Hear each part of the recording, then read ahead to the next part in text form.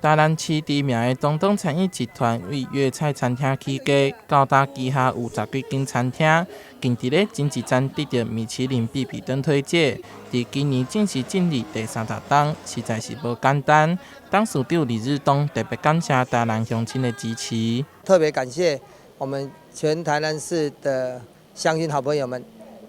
有了你们东东才能从民国80年走到现在已经第30年，那希望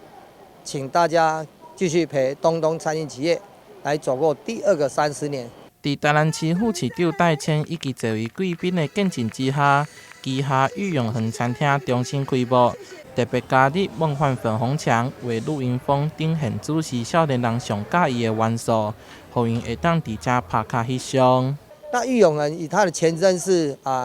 永恒天师，那永恒天师在早期是一个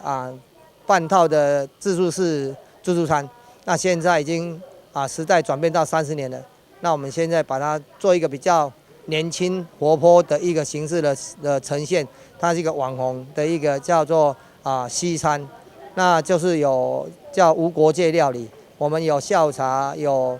套餐，就是各地的异国料理都有。另外，为今仔日开始，只要到集团旗下餐厅用餐，消费满额就有机会抽欧洲来回机票、iPhone 14等一好礼。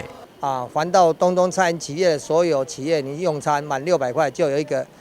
代币，就可以来扭出。我们这次的大奖有来回机票，有 iPhone 14，总共的所有奖品是全部100%是有得奖。